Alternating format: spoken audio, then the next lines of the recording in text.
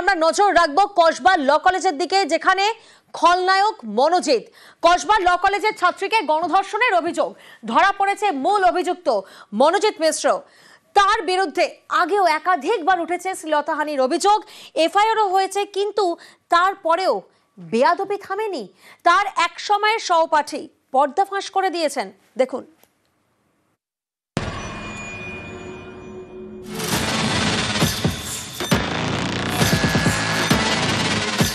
মনোজিৎ মিশ্র কসবার ল কলেজে গণধর্ষণের অভিযোগের ঘটনায় মূল অভিযুক্ত। গত বৃহস্পতিবার তাকে গ্রেফতার করে পুলিশ।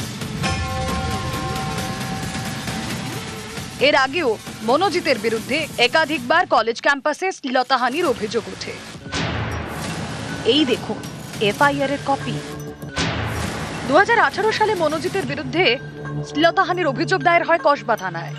2019 সালে সাউন্ড সিস্টেম চুরির অভিযোগ ওঠে মনোজিতের বিরুদ্ধে, এফআইআর হয়। 2019 সালে মনোজিতের বিরুদ্ধে শ্লীলতাহানির অভিযোগ দায়ের হয় গড়িয়াহাট থানায়, তার ভিত্তিতে এফআইআর। এরপরেও মনোজিতের বেয়াদবি থামেনি, উল্টে যেন আরো বেপরোয়া। এই দেখুন আবার শ্লীলতাহানির অভিযোগ, আবার এফআইআর। এটা 2022 সালে করা এফআইআর। সাউথ ক্যালকাটা ল কলেজের এক ছাত্রী শ্লীলতাহানির অভিযোগ করেন, যার ভিত্তিতে মনোজিতের বিরুদ্ধে কসবা থানায় এফআইআর দায়ের হয়। 2023 কলেজে মারধরের অভিযোগ মনোজিতের বিরুদ্ধে কসবা থানায় এফআইআর। 2024 মারধরের অভিযোগ টালিগঞ্জ থানায় মনোজিতের বিরুদ্ধে অভিযোগ দায়ের হয়। 2017 সালে এক ব্যক্তিকে মারধর এবং হুমকির অভিযোগ ওঠে, মনোজিতের বিরুদ্ধে কালীঘাট থানায় অভিযোগ দায়ের হয়। 2019 সালে মনোজিতের বিরুদ্ধে আনন্দপুর থানায় অভিযোগ দায়ের হয়। এখানেই শেষ নয়, এই দেখুন ল কলেজ কর্তৃপক্ষকে লিখিত অভিযোগও ইউনিট প্রেসিডেন্টের। 2022 সালে মনোজিতের বিরুদ্ধে শ্লীলতাহানির অভিযোগ জানান কলেজের ইউনিট প্রেসিডেন্ট।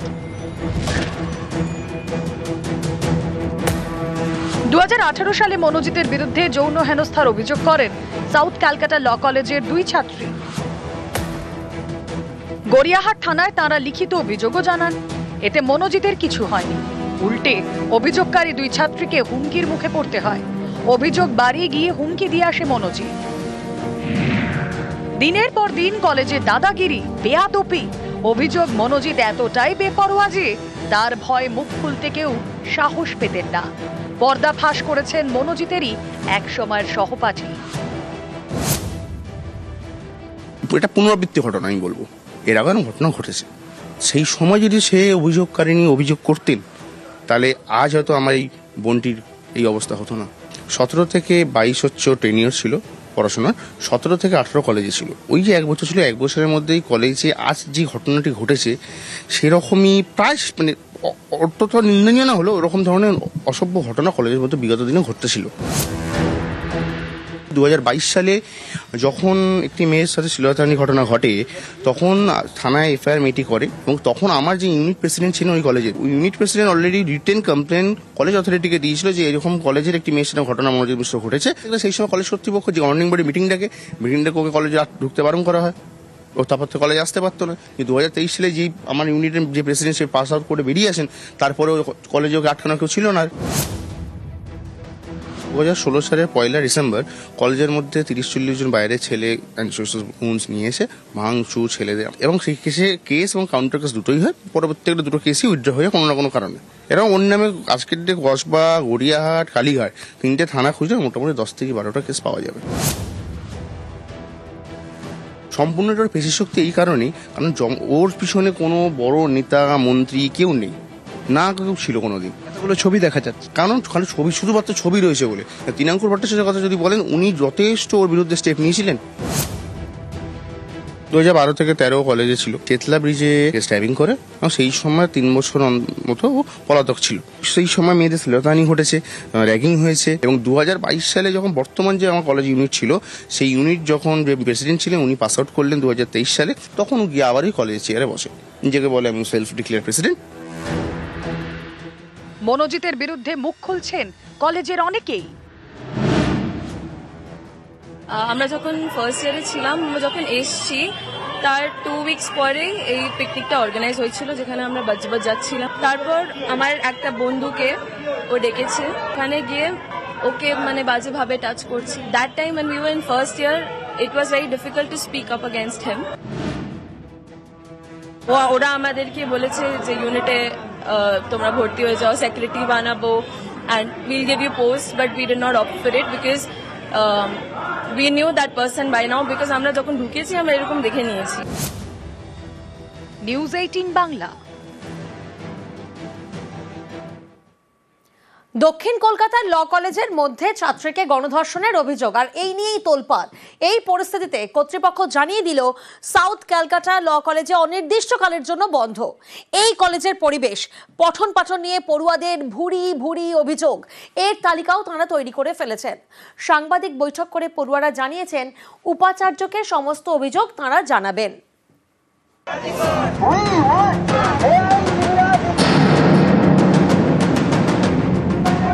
দক্ষিণ কলকাতার ল কলেজ, এই কলেজের মধ্যেই কলেজ ছাত্রীকে গণধর্ষণের মারাত্মক অভিযোগ। এ নিয়ে গত কয়েকদিন ধরে জোর শোরগোল। এরই মধ্যে ল কলেজ অনির্দিষ্টকালের জন্য বন্ধ করে দেওয়া হলো। রবিবার কলেজের ওয়েবসাইটে কর্তৃপক্ষ জানিয়েছে, গভর্নিং বডির সিদ্ধান্ত অনুযায়ী পরবর্তী নোটিশ দেওয়া না পর্যন্ত কলেজ বন্ধ থাকবে। আমাদের classes should be regular because our subject is very tough, so we want the classes should be regular. As a student, we want our educational system to be functional. এই কলেজের পরিবেশ, পঠন পাঠন নিয়ে পড়ুয়াদের ভুরি ভুরি অভিযোগ।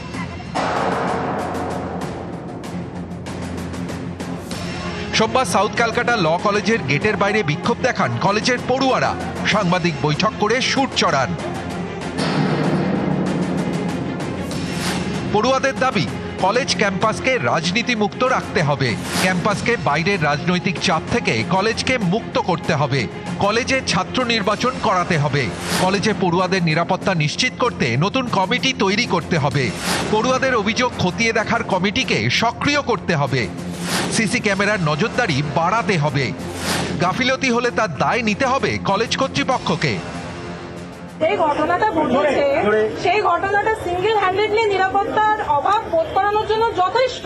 একজন সিকিউরিটি গার্ড আছে, সে আইডি কার্ড চেক না করে কলেজের স্টুডেন্ট, অনেকবার বলা হয়েছে যাতে এটা না করা হয়।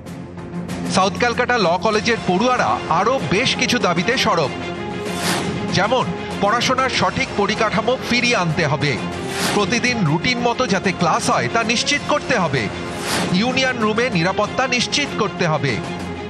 ইউনিয়ন রুম অ্যাক্সেস বা যেটা কমন রুম অ্যাক্সেস, সেই অ্যাক্সেসটা একটু ঠিকঠাক ভাবে করতে হবে, যাতে পলিটিক্যাল গ্রুপসগুলো ওখানে বা যে কোনো পলিটিক্যাল ভাবে ওখানে কোনো অ্যাক্সেস আর না হয়। ডেমোক্রেটিক আর এ পলিটিক্যাল স্টুডেন্ট কাউন্সিল গঠন করারও একটা দাবি আমরা রাখছি, যেটা মেনলি এই কলেজের সমস্যা। আমরা স্টুডেন্টস, আমাদের এডুকেশন প্রচুর ভাবে কম্প্রোমাইজ, সবকিছুই হচ্ছে খালি এডুকেশন ছাড়া। ক্লাসেস হচ্ছে না, সামনে পরীক্ষা, মুড কোর্টসও হয় না, হয় না, ডিবেট হয় না, এগুলো হয় না, বায়াসড ভাবে হয়, যা হয় বায়াসড ভাবে হয়। নিউজ 18 বাংলা। সাউথ ক্যালকাটা ল কলেজের মধ্যে ছাত্রীকে গণধর্ষণের অভিযোগ, গ্রেফতার তৃণমূল ছাত্র পরিষদের 3 কর্মী। আর এই নিয়েই কোমর বেঁধে আসরে পদ্ম শিবির। সোমবার ল কলেজে যায় বিজেপির প্রতিনিধি দল। এই নিয়ে রাজ্য রাজনীতির হাওয়া গরম। দক্ষিণ কলকাতার ল কলেজের ছাত্রীকে গণধর্ষণের অভিযোগ, এই নিয়ে জোর শোরগোল। রাজ্য রাজনীতিও গরম।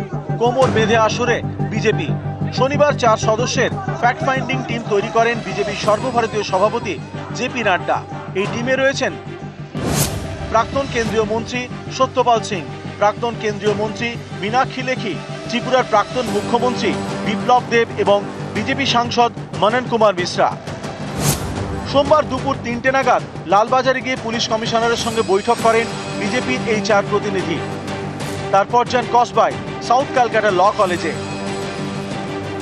বিকেল 4টে নাগাদ সাউথ ক্যালকাটা ল কলেজে পৌঁছয় বিজেপির ফ্যাক্ট ফাইন্ডিং টিম। তাদের সঙ্গে ছিলেন সুকান্ত মজুমদার এবং অগ্নিমিত্রা পল। বিজেপির প্রতিনিধি দলকে প্রাথমিকভাবে বাধা দেওয়া হলেও পরে তাদের কলেজে ঢুকতে দেওয়া হয়। ল কলেজ ঘুরে দেখেন বিজেপির ফ্যাক্ট ফাইন্ডিং টিমের সদস্যরা, কথা বলেন ভাইস প্রিন্সিপালের সঙ্গে। चूंकि इन जितनी ये इस प्रकार की गंभीर घटनाएं हो रही हैं उसमें टीएमसी के कार्यकर्ता,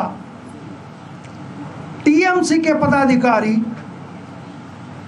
निश्चित तौर पर वो इन्वॉल्व होते हैं, वही अपराधी हैं, इसलिए उनको सरकारी तंत्र का और इन्वेस्टिगेटिंग एजेंसीज का लगातार उनको সাপোর্ট মিলতা रहा है। একজন মহিলা প্রকাশ্যে অভিযোগ এনেছেন যে বছরের পর বছর তাকে বিভিন্ন প্রতিশ্রুতি দিয়ে ধর্ষণ করেছেন এবং গর্ভপাত করিয়েছিলেন, বাধ্য করেছিলেন।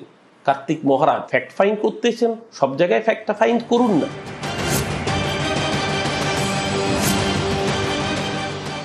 এই রাজ্যে একটা অরাজকতা করে রেখেছে। উনি হাতরাসে টিম পাঠাতে পারেন, পেহেলগাঁওতে টিম পাঠাতে পারেন। বাংলাতে মহিলারা সুরক্ষিত না, যেখানে 50% উপরে মহিলা, সেখানে যদি মহিলারাই সুরক্ষিত, ল কলেজেই সুরক্ষিত না হতে পারে, বাংলার মধ্যে মহিলাদের কোনো নিরাপত্তা একদম নেই।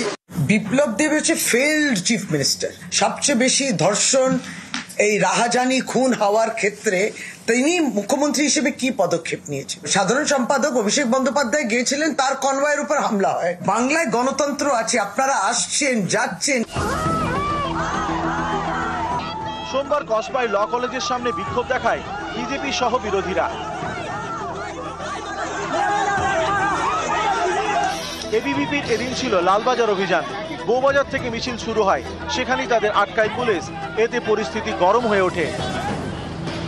নিউজ 18 বাংলা।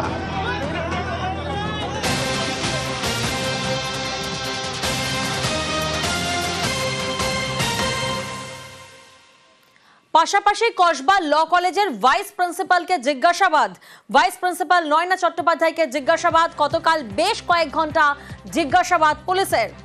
ল কলেজের ঘটনায় নজরে আরো 16 জন পড়ুয়াও রয়েছে। এই মুহূর্তে আমাদের প্রতিনিধি আমাদের সঙ্গে রয়েছেন অমিত রয়েছেন। অমিত, এই জিজ্ঞাসাবাদে মূলত কোন কোন প্রশ্নের সম্মুখীন হতে হয়েছে ভাইস প্রিন্সিপালকে, কিছু কি জানা যাচ্ছে?